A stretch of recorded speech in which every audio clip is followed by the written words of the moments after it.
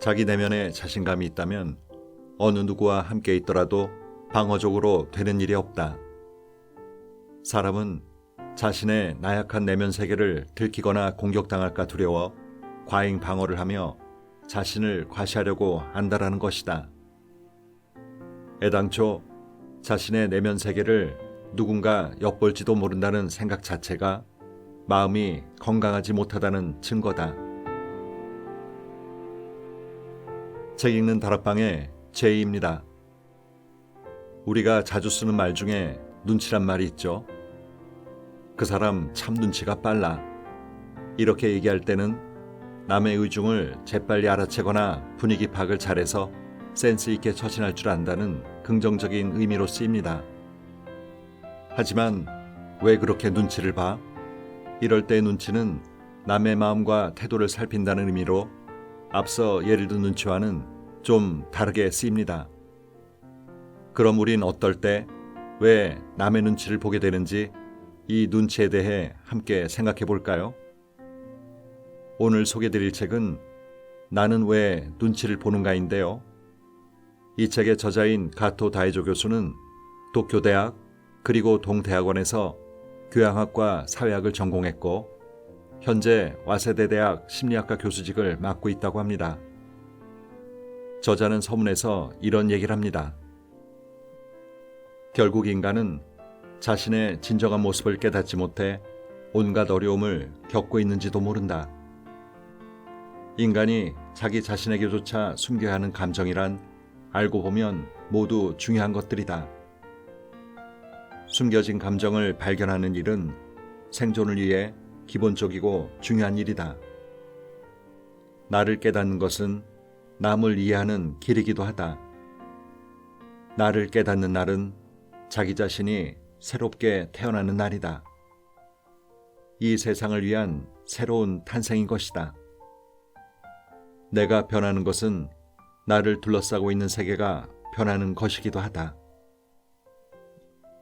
요약해보면 인간이 겪는 많은 어려움은 자신의 진정한 모습을 깨닫고 스스로 변화해야만 그 문제들을 해결할 수 있다는 얘기가 되겠네요. 이 책은 인간관계의 어려움, 유아적 의존 욕구, 불안의 이유, 사랑의 의미, 자신을 소중히 한다는 것에 대해 심리학적인 관점에서 얘기해주고 있는데요. 그럼 책 속으로 함께 들어가 보실까요?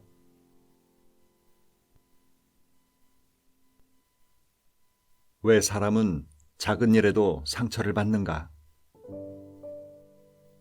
동일한 사실이라도 사람에 따라 전혀 다르게 받아들인다. 이 점만 서로 잘 이해한다면 대인관계에서 일어나는 여러 문제점은 적잖게 해소될 것이다. 예를 들어 부부나 연인들은 곧잘 말다툼을 한다. 하지만 그들은 상대가 왜 그토록 화를 내는지 서로 잘 모르는 경우가 많다.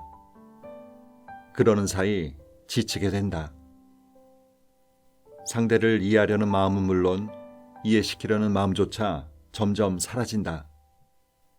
그리고 오랜 다툼 끝에 각자 자신의 내면에 깊이 틀어박혀 나오지 않게 된다. 결혼 생활에 대해 흔히 듣게 되는 조언 중에 상대의 집안에 대해 나쁘게 말하지 말라는 말이 있다. 집안에 관한 문제는 지극히 사소한 일이라 해도 배우자가 그것을 입에 올리는 순간 큰 상처를 받는다. 사소한 일이라고는 하지만 말하는 입장에서나 그렇지 듣는 쪽에서는 결코 사소한 일이 아닌 것이다. 배우자의 친구를 험담해서는 안 된다는 말도 마찬가지다. 그 친구 물장사하지? 라는 말을 했다고 하자. 절대 험담할 생각으로 한 말도 아니고 공격할 의도도 전혀 없었다. 사실 친구는 커피 전문점을 하고 있다.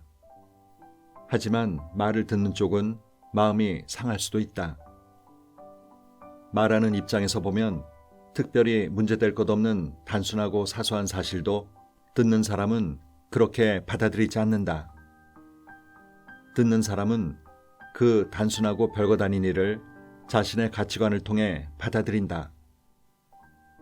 말을 꺼낸 사람에게는 배우자의 친구가 대기업 사원이든 스포츠 선수든 가게를 운영하든 크게 다를 바 없다 해도 듣는 사람은 다르게 받아들일 수 있다. 누가 삐뚤어진 가치관을 가졌는지 아니면 양쪽 모두 잘못된 가치관을 갖고 있는지의 문제는 제쳐두자. 아무튼 두 사람은 가치관이 다르다. 어떤 하나의 사실은 개인의 가치관이라는 필터를 거쳐 마음에 닿게 된다. 따라서 같은 일도 사람마다 전혀 다르게 느낄 수 있는 것이다. 자기 자신을 높이 평가하며 건전한 자존심을 가진 사람은 쉽게 상처받지 않는다. 그에 반해 자기 자신을 낮게 평가하며 지나치게 예민한 자존심을 가진 사람은 놀랄 만큼 쉽게 상처받는다. 건전한 자존심을 가진 사람은 예민한 자존심을 지닌 사람이 얼마나 쉽게 상처를 받는지 상상조차 할 수 없기에 매번 상대에게 상처를 주면서도 상대가 왜 그토록 화를 내거나 기분 나빠하는지 전혀 이해하지 못한다. 자존심이 지나치게 강한 사람은 언제나 신경이 곤두서 있다.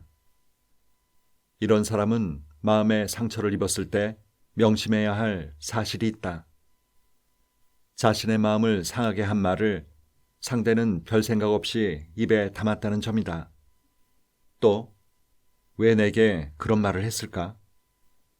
그 일이 그 사람에게는 별일 아닌지도 몰라. 그렇다면 그 일로 상처를 받는 건 나 자신에게 문제가 있기 때문이야. 하고 끊임없이 스스로를 돌아볼 필요가 있다. 반대로 자신이 자랑스러워하는 일에 상대가 전혀 관심을 가져주지 않을 때도 있다. 나에게는 자랑스럽고 뽐내고 싶은 일이 다른 사람에게는 전혀 관심 밖의 일일 수도 있는 것이다. 이때에도 사람마다 다 다르다는 사실을 되새겨보는 일이 필요하다. 헌신적 태도로 인간관계를 유지하는 사람은 불행하다. 지나치게 가까워지면 서로 상처를 주게 된다는 말이 있다. 이는 상대의 호의에 기대고 싶은 유아적 의존 욕구가 강하게 남아있는 사람에게 적절한 표현이라 하겠다. 유아적 의존 욕구가 강하면 가까워진 사람에게 자신을 이렇게 대해줬으면, 이렇게 봐주었으면, 이렇게 생각해 주었으면 하고 바라는 마음이 생기게 된다.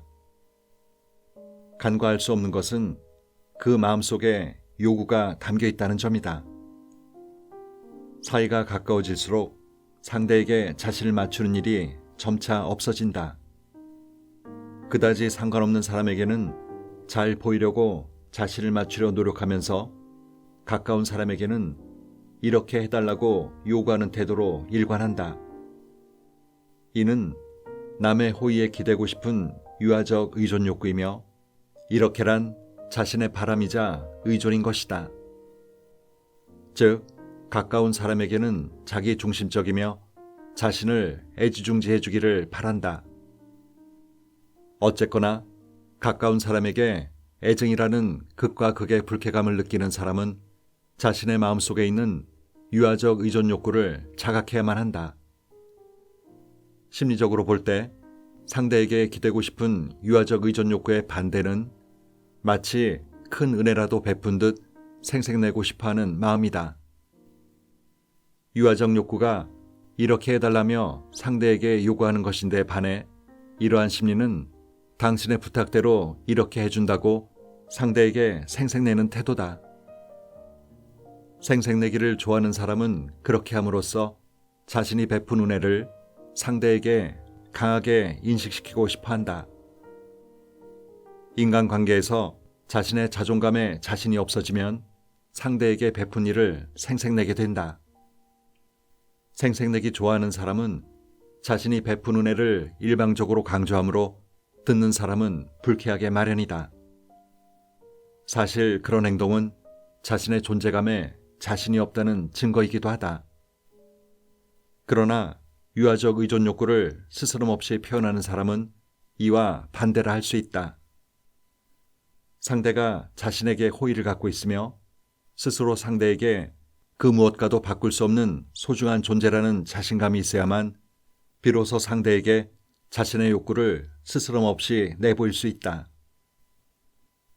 헌신적인 태도로 인간관계를 유지하려는 것은 유아적 의존 욕구의 반동 형성이다. 헌신적인 행동으로 일관하는 우울증 증세가 있는 사람은 사실 마음속으로 상대가 자신에게 헌신적이길 바라고 있는 것이다. 헌신적으로 행동하는 사람일수록 상대의 헌신적인 행동을 더욱 간절히 원한다. 그들의 헌신적인 행동은 결코 진심에서 우러나온 것이 아니며 상대가 그렇게 해줬으면 하고 바라고 있을 뿐이다. 인간관계에서 헌신적일 수밖에 없는 우울증 증세가 있는 한 남자가 있다고 하자. 그는 무의식적으로 여자의 헌신적인 행동을 바라고 있기에 소위 말하는 기둥서방과 같은 생활을 동경하기도 한다. 하지만 그의 의식은 이를 경멸한다. 집착 증세가 있는 사람이 늘 긴장하고 있는 이유는 이런 마음의 갈등 때문이다. 마음속으로 가장 간절히 바라고 있는 것을 의식이 완강히 거부하므로 끊임없이 불안과 긴장에 시달리는 것이다. 의존 욕구를 자각하라. 어린아이나 아기를 앉혀놓고 자율의 중요성을 설명할 사람은 없다. 또 남에게 의존하는 것은 바람직하지 못하다고 나무랄 사람도 없다. 하지만 20살의 청년이나 40살의 장년은 다르다. 우리가 몸담고 있는 사회는 이들에게 자율과 책임을 요구하고 있다.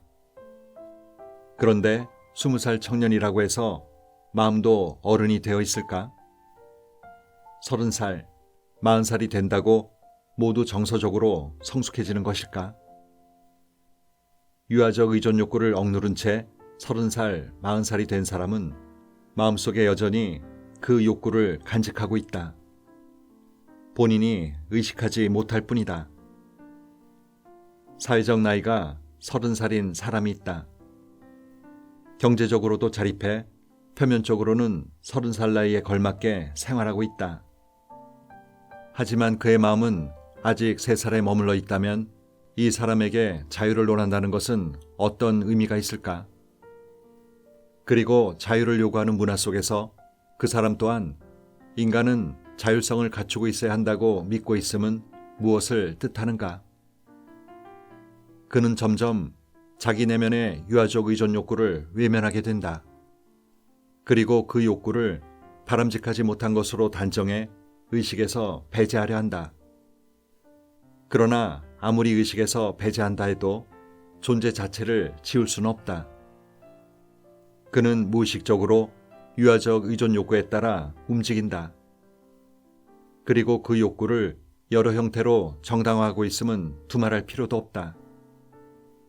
앞에서 언급한 현명한 여인과 어리석은 선택이라는 책은 자립한 여성의 문제점이 여럿 소개되어 있다. 사회적으로 활약하고 있으며 이를 자랑스럽게 여기는 여성이 왠지 남자 관계에는 서툴다. 전문직 여성들은 자신의 커리어를 좀 더 발전시키기 위해서는 자립하고 독립할 필요가 있다고 여긴다. 하지만 그들에게도 일은 스트레스로 가득 차 있으며 자립해서 누구에게도 의존하지 않고 살아가야 한다는 것은 엄청난 부담으로 작용한다. 남자에게 기대서는 안 된다. 자립해야만 비로소 자신의 삶을 살 수 있다. 약한 존재여서는 안 된다 등등 이런 생각은 누구나 쉽게 받아들일 수 있다. 모두 다른 말이기 때문이다. 하지만 여기에는 유아적 의존 욕구가 충족된 여성에 한해서라는 조건이 전제된다. 의존은 바람직하지 못하다. 여기에는 이견의 여지가 없다. 필자 또한 의존이라는 것이 얼마나 인간의 삶을 파괴하는지 누누이 강조해왔다. 어른이 된 후에 남에게 의존적이어서는 안 된다. 누가 뭐라 해도 나는 이 말에 확신을 갖고 있다. 이 말은 어른이 되기 전에 의존 욕구를 충족해 두는 것이 바람직하다는 뜻이다. 하지만 이미 의존적인 어른이 되어버렸다면 어쩔 도리가 없다. 비 오는 날이 싫다고 아무리 불평해 본들 비가 그치겠는가? 의존적이지 않은 어른이 되는 것이 가장 바람직하지만 자신의 내면에 의존 욕구가 이미 자리하고 있다면 이를 자각해야 한다. 의존 욕구를 갖고 있는데도 전혀 그렇지 않은 듯 행동하는 것은 최악이라 할 수 있다. 훌륭하지 못한 사람이 훌륭한 척 행동하는 것은 본인에게나 주위 사람에게 파괴적인 행위다. 그런 사람의 주변에는 언제나 언쟁이 끊이지 않는다. 정의를 내세워 상대를 집요하게 비난하는 사람은 자신에게 의존 욕구가 있음을 인정하지 못하는 사람이다. 이런 사람들은 상대의 트집을 잡아 자신의 의존 욕구를 채우려 한다. 이들의 내면에는 어쩌면 본인도 놀랄 만큼 대단한 유아적 의존 욕구가 잠재해 있는지도 모른다. 부정하고 또 부정해도 마음에 남는 한마디. 앞서 소개한 현명한 여인과 어리석은 선택에 편두통을 앓고 있는 어느 부인의 이야기가 나온다. 부부 사이가 원만하지 않아 이혼을 한 이 부인은 두통이 심해 이 병원 저 병원 찾아다녔지만 별다른 문제를 발견할 수 없었다. 그래서 신경과 의사의 진단을 받아보기로 했다. 부인은 현재 어머니와 잘 지내고 있으며 어머니를 더할 나위 없이 훌륭한 사람이라고 믿고 있다. 그런데 어머니는 이따금 부인의 딸을 때린다. 물론 잘못을 했을 때 손을 댄다. 그러나 부인은 어떤 불평도 하지 않는다. 부인은 딸아이가 할머니를 좋아하고 있다고 주장한다. 혹시 아이를 다루는 어머니의 태도에 화가 나는 것은 아닌지 의사가 묻는다.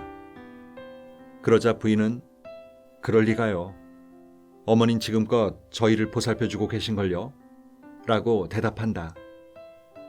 부인은 전혀 화가 나지 않는다고 거듭 강조한다. 그런데 얼마 후 어머니가 먼 곳으로 여행을 간다. 그러자 부인은 계속되던 두통이 나아지는 것을 느낀다. 어머니에게 화가 나는 것은 아닙니까? 의사의 질문은 분명 말도 안 되는 것이기에 딱 부러지게 아니라고 대답했지만 그 질문은 계속 부인의 머릿속을 맴돌고 있었을 것이다. 항상 어머니를 고맙게 생각하고 있는데 화가 난다니 당치도 않아 하고 의식적으로 믿고 있는 부인의 말에 거짓은 없을 것이다. 그런데도 의사의 질문은 이상하게도 마음 한구석에나마 지금껏 갖고 있던 확신을 의심하게 만들었다. 그리고 이러한 의심이 부인의 삶에 새로운 출발점이 된 것이다. 말도 안 된다며 웃어넘길 정도로 터무니없는데도 왠지 마음에 걸리는 말이 있다면 주의 깊게 생각해 볼 필요가 있다. 두통에 시달리던 부인도 처음에는 어머니에게 화가 날 리 없다며 강하게 부정했지만 실제로 자신의 분노를 의식하게 되면서 점차 두통에서 벗어날 수 있게 되었다. 부인을 담당하는 의사는 부인이 분노를 너무나 혐오해 그 분노를 의식하는 것조차 억제했다고 말했다. 부인은 자신의 분노를 의식하지 않았다. 부모에게 분노를 느끼는 것은 나쁜 일이기 때문이다. 그러나 사실은 못마땅한 행동에 화가 나 있었고 그 때문에 두통에 시달린 것이다. 물론 두통으로 고생하는 사람들이 전부 화를 억누르고 있는 것은 아니다. 단지 부인처럼 육체적으로는 아무 문제가 없는데도 두통이 계속된다면 이런 경우도 한 번쯤 생각해 볼 필요가 있다. 의학적으로 원인을 밝힐 수 없는 육체적 고통 때문에 괴로워하는 사람은 자신의 실제 감정을 깨닫지 못하고 있는 건 아닌지 일단 의심해 볼 일이다. 사소한 일에도 화를 참지 못하는 사람. 단 1시간이라도 미리 정해둔 계획대로 하지 못하면 초조해하고 조바심을 내는 사람이 있다. 아니, 30분이라도 마찬가지다. 때로는 겨우 5분, 10분을 못 참고 유별나게 짜증을 부리거나 화를 내는 사람도 있다. 가령 30분간 쉴 생각이었다. 1시간 동안 수영하려 했다. 10분 정도 아름다운 경관을 즐기고 싶었다 등등 계획했던 일들이 어떤 이유로 말미암아 지켜지지 못하면 머리끝에서 발끝까지 온통 불쾌감에 휩싸인다. 하루 종일 책을 읽을 생각이었는데 갑자기 친구가 놀러 오는 바람에 예전과 전혀 다른 하루를 보내게 되면 불만이 하늘을 찌른다. 이런 사람들은 고작 5분이나 10분 혹은 하루를 잘못 보냈다고 불쾌해지는 것이 아니다. 삶을 사는 방법이 기본적으로 잘못되어 있다. 자동차 여행에 비유하자면 길을 잘못 들어섰다기보다는 엉뚱한 방향으로 달리고 있는 경우와 같다. 요컨대 모든 일이 자기 뜻대로 되지 않을 때 화가 나는 것은 그 일이 생각대로 풀리지 않은 탓이 아니라 삶을 대하는 자신의 태도에 문제가 있기 때문이다.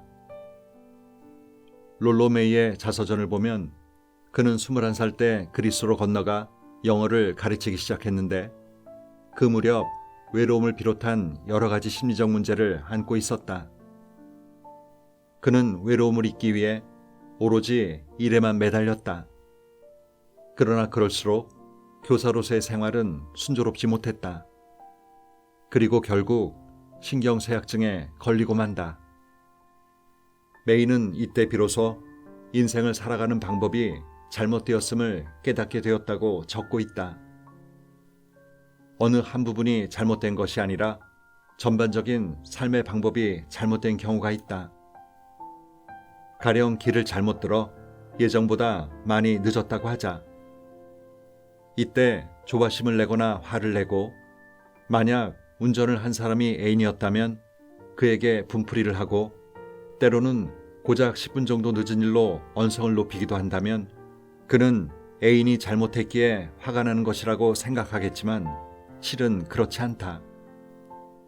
그 사람이 살아가는 방법 자체에 문제가 있기 때문에 화가 나는 것이다. 작정하고 길을 잘못 들거나 단 10분이라도 일부러 늦고 싶어하는 사람은 아무도 없을 것이다. 하지만 만일 그렇게 된다 해도 어쩔 수 없는 일이다. 애인이 실수하고 싶어서 실수한 것도 아니고 그 10분 동안 무슨 큰일이 일어난 것도 아니자는가. 고작 10분 늦게 도착했을 뿐이다. 그 10분 때문에 사랑하는 사람에게 화를 내고 쉽게 가라앉지 않는다면 분노의 실제 원인은 그 10분이 아닌 것이다. 10분은 마음속에 억눌려 있던 분노와 실망의 방아쇠 역할을 했을 뿐이다. 그가 그토록 화를 내는 이유는 10분이라는 차이 때문이 아니라 그의 인생 목적과 사고방식 그리고 감정을 처리하는 방법이 잘못되었기 때문이다. 그러나 화를 내는 본인은 자신의 분노와 불만이 정당하다고 믿고 있다. 전적으로 상대가 잘못했다고 여기는 것이다. 어떤 부인이 남편을 골프장에 데려다 주기 위해 운전을 하고 있었다. 시간은 아직 충분했다. 직장 상사와의 약속인지라 부인은 전날 골프장 근처까지 일부러 가보고 길을 익혀두었다. 오히려 너무 빨리 도착하는 건 아닐까 싶을 정도로 도로는 한산했다. 그런데 골프장 근처에서 그만 길을 잘못 들었다. 다행히 이내 길을 다시 찾았고 시간도 아직 넉넉했다. 그런데 그 10분, 아니 채 5분도 안 되는 실수에 남편은 불같이 화를 냈고 급기야 운전 중이던 아내에게 폭력까지 휘둘렀다. 직장 상사와의 중요한 약속인데 길을 잘못 들다니 정신 상태가 글렀다는 것이 그 이유였다. 전에도 이와 비슷한 일들이 자주 있었기에 아내는 이래서는 도저히 같이 살 수 없다는 생각에 상담 전화를 걸어왔다. 그녀의 남편은 한마디로 노이로제 환자다. 보통 사람들에게는 대수롭지 않은 실수도 그는 절대 용납하지 못한다. 실수가 문제가 아니라 삶을 대하는 그의 태도에 문제가 있는 것이다. 롤로 메이는 자기 삶의 방식이 근본적으로 잘못되어 있다는 생각이 들자 새로운 인생 목적을 찾으려 했다. 그리고 지나치게 딱딱하고 융통성 없는 사고방식을 바꾸려 했다. 규범의식이 비대해진 자신의 존재를 새롭게 고치려 한 것이다. 노이로제가 있는 위의 남편에게도 이러한 노력이 필요하다. 그는 아내가 해이해져 있다는 생각에 가만히 있어선 안 되겠다고 느꼈다. 해이해진 아내를 다잡아야 한다고 생각했다. 세상을 모르기에 이토록 안이한 자세로 사는 것이라며 못마땅해 했다. 그러나 정작 달라져야 할 것은 아내의 마음가짐이 아니라 남편의 삶에 대한 태도와 사고방식이다. 관심사를 바꾸면 좀 더 편안한 마음으로 살아갈 수 있을 것이다. 그날 아침에 차갑고 상쾌한 공기도 그에게는 아무 의미가 없었다.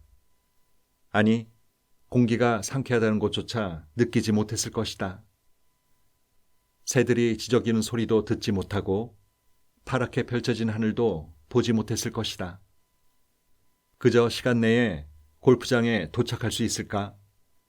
직장 상사에게 밉보이지는 않을까? 골프 스코어가 형편없지는 않을까 하는 일에만 온통 관심이 쏠려 있었을 것이다. 관심사를 조금만 바꾸었어도 그가 그토록 화낼 일은 없었을 것이다. 왜 남의 눈을 신경 쓰는가? 누구에게나 잘 보이고 싶다는 마음은 그만큼 사랑에 굶주려 있다는 뜻이다. 누구를 만나든 그 사람에게 어떻게 비칠까 신경 쓰는 것도 그만큼 사랑에 목말라고 있다는 뜻이다. 어릴 적부터 애정 욕구가 충족되었다면 남의 시선에 그렇게 신경 쓰지 않을 것이다. 또한 자신과 가깝지도 않은 다른 사람이 그토록 중요할 리도 없을 것이다. 남이 좋게 봐주면 그대로 고마운 일일 뿐 그 이상의 가치는 없다.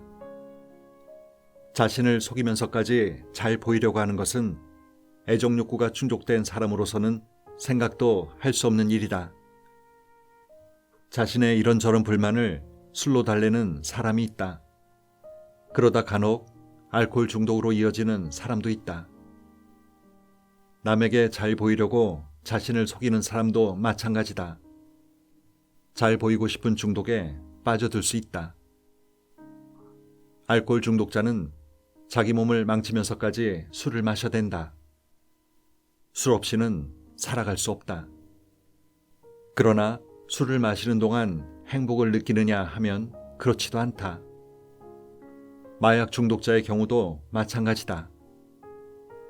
미국에 있는 어느 대학의 마약 세미나에 참여해 중독자에 관해 공부한 적이 있는데 1년간의 세미나에서 가장 인상 깊었던 점은 마약 중독자는 마약을 복용하는 순간에도 불행을 느낀다는 사실이었다. 그리고 마약 때문에 몸은 날로 황폐해지기만 한다. 술도 마약도 득이 되는 것은 아무것도 없었으며 희생하는 것은 너무 많다. 그러나 더욱더 깊이 빠지는 이유는 불만과 굶주림 때문일 것이다. 별 관계도 없는 사람에게 자신을 속이면서까지 잘 보이고 싶어하는 사람들도 마찬가지다.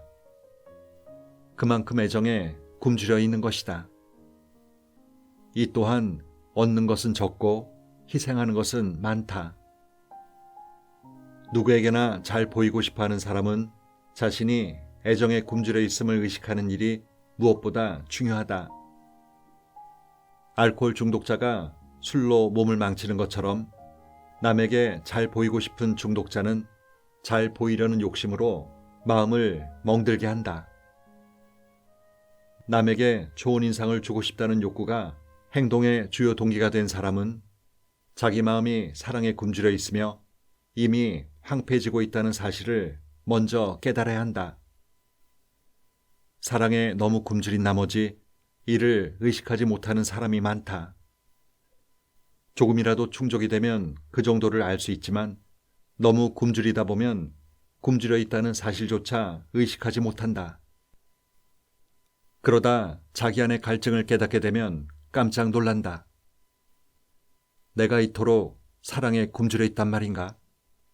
내 마음이 이토록 갈증을 느끼고 있었던가 하고 망연할 것이다. 그리고 마음이 너무 메말라 있었던 탓에 갈증조차 느끼지 못했음을 인정하게 될 것이다. 어릴 때 마음의 성장에 필요한 사랑이 부족했던 탓에 어른이 된 후에도 별 관계없는 사람에게까지 사랑을 요구했음을 알게 될 것이다. 애정 욕구가 채워지지 않아 자신의 마음을 소홀히 다루는 것은 알코올 중독자가 몸을 소중히 하지 않는 것과 같다. 이 점을 깨달은 사람은 먼저 자신을 소중히 여겨야 한다. 자신을 소중히 한다는 것은 자신에 대해 너그러워진다는 뜻이다. 다정한 어머니가 나를 대하듯 자기 자신을 보살피는 일이다. 스스로 이해자가 되고 보호자가 되는 일이다.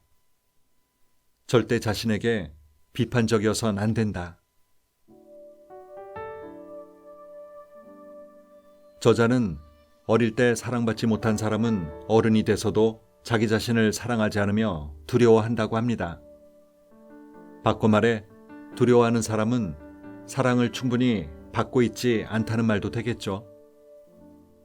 어릴 때 채워지지 않은 애정 욕구로 남의 눈을 의식하고 다른 사람의 기대에 부응하는 마음이 지나치게 되면 눈치라는 걸 자주 볼 수밖에 없겠죠. 애정 욕구를 충족시키려면 먼저 자신이 사랑받지 못했음을 깨닫고 인정하는 것이 그 단초라고 합니다. 그러면서 스스로에게 자애를 베풀고 너그럽게 대하다 보면 두려움이 사라지면서 눈치도 안 보게 되고 인생이 즐거워질 수 있다고 저자는 조언합니다. 눈치 보는 대신 오히려 눈짓으로 내 생각과 느낌을 전달할 정도의 자신감도 가질 수 있으면 더 좋겠네요. 오늘도 좋은 하루 보내세요.